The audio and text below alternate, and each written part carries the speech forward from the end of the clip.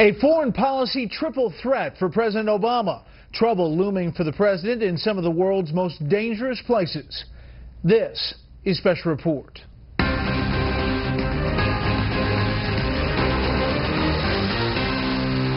Good evening and welcome to Washington. I'm Brett Baer. We begin tonight with a trifecta of overseas tension building for President Obama.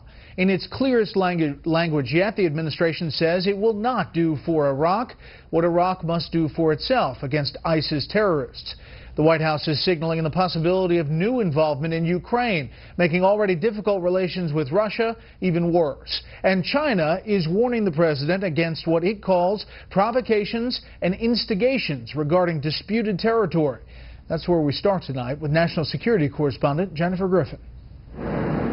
With more evidence that China is building a military base in the middle of the South China Sea on a chain of man-made islands 800 miles off its coast, new reports from Australia suggest the Chinese have moved weapons onto the contested islands, which a few months ago were little more than underwater reefs. Just a week ago, the Chinese military issued a veiled threat to a U.S. Navy P-8 Poseidon surveillance plane that flew toward the Spratly Chain, which is claimed by several Asian nations, including the Philippines. For a military airplane, you are approaching my military security air. Please go away quickly in order to run documents.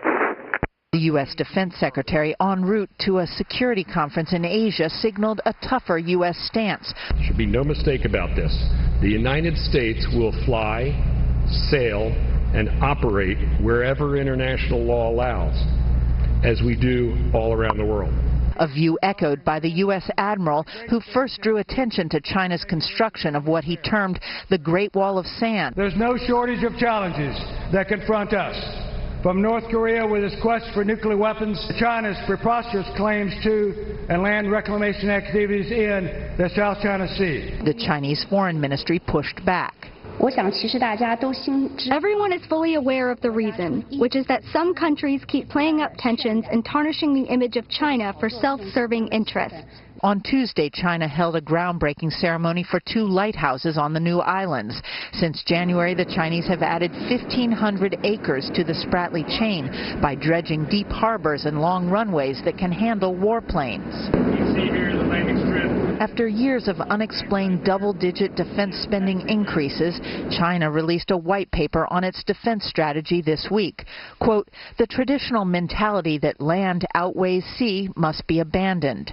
1/3 of the world's shipping commerce must pass through these waters, which are also rich in oil and gas." These are very important areas, especially the South China Sea, where you have $5.3 trillion of commerce goes over that water each year. It's more important than the Suez and Panama canals combined. Despite China's claims that its intentions are peaceful, the Pentagon was skeptical. As one U.S. defense official put it to us, they are not research stations. Brett? Jennifer Griffin live at the Pentagon. Jennifer, thank you. More on this with the panel. The president's top spokesman made it clear today the U.S. will train and equip Iraqi forces against ISIS terrorists, but the U.S. will not fight them for Iraq. Press Secretary Josh Earnest on Fox News earlier today talking about boundaries. Our strategy is to support the Iraqi security forces in doing what we will not do for them. The United States is prepared to train them, to equip them, and to back them on the battlefield with coalition military air power as they take the fight to ISIL in their own country. The United States is not going to be responsible for securing the security situation inside of Iraq. Also today, Defense Secretary Ash Carter says he has asked his advisors for options to bolster Iraqi forces. Carter said over the weekend Iraqis lacked the will to fight ISIS militants. Russian President Vladimir Putin is not happy with the U.S. about a number of things. And the feeling is apparently mutual. Correspondent Kevin Cork tells us where we are tonight. From arming Iran in Syria to threatening U.S. reconnaissance aircraft, from its annexation of Crimea to its military support of separatist rebels in Ukraine. There's been no shortage of reasons the White House and Kremlin have been at odds. But the frosty relationship plunged to Cold War depths when Vice President Joe Biden suggested the time may be right to do more than just complain about Russian aggression in Ukraine. Much of the debate in Washington has been focused on whether we should provide additional defensive lethal weapons to Ukraine. That's a debate worth having and continues. That debate comes as the Pentagon continues to pour non-lethal resources into Ukraine. $200 million in equipment and training so far, including Humvees, radar, night vision equipment, and more. And yesterday's announcement of an additional $18 million brought the total to $61 million in humanitarian aid. We regret that Russia is taking this course because when might becomes right, the consequences are grave. Stoltenberg's remarks underscore growing concerns that Russia, already reeling from U.S. sanctions, is spiraling out of control, threatening NATO allies and destabilizing Europe. Critics say at the center of it all is Vladimir Putin, who's made no secret of his animus for Washington. This week, the IRS accused Russian hackers of stealing the taxpayer data of 100,000 Americans. And when Attorney General Loretta Lynch announced sweeping Justice Department indictments on corruption charges involving FIFA officials, Putin criticized the U.S. Those officials are not U.S. citizens, and if some event indeed happened, then it happened not in the United States territory, and the U.S. has nothing to do with that. This is yet another blatant attempt to extend its jurisdiction to other states. The focus of the indictment and the case is quite clear and deals in large degree with an organization, CONCACAF, which is headquartered in the United States. Further complicating the relationship, the Iran nuclear talks. The president needs Moscow's buy-in to secure a deal, but Putin could look for sanctions relief in exchange for cooperation.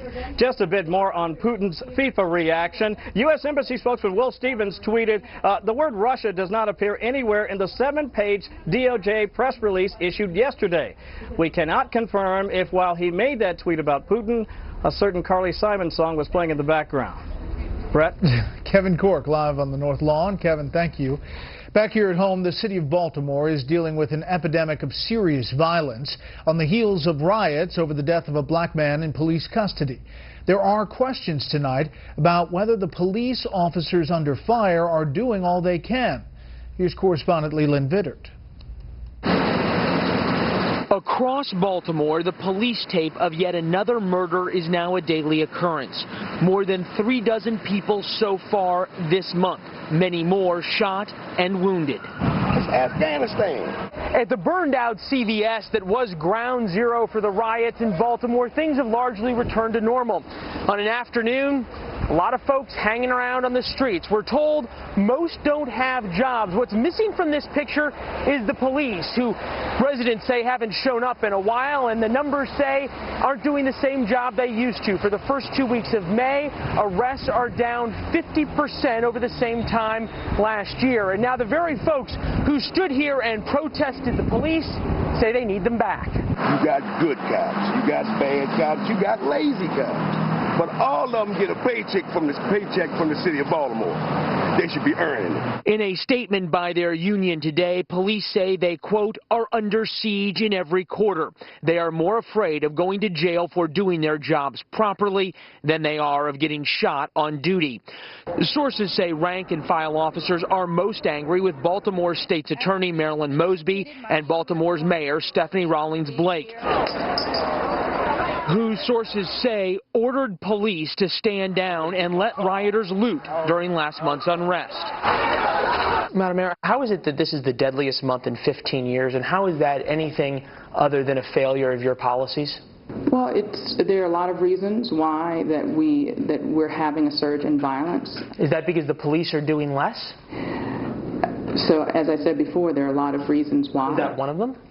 We're examining all of those. Arrests are down 50%. Civil rights activists say the issue of violence in Baltimore will only get worse. All these cities are just one gunshot and a fire match away from explosions.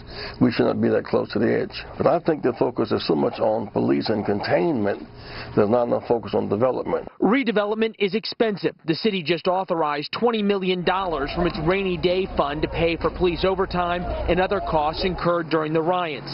But the true cost may be much higher, considering the lost tax revenue. In Baltimore, Leland Vittert, Fox News.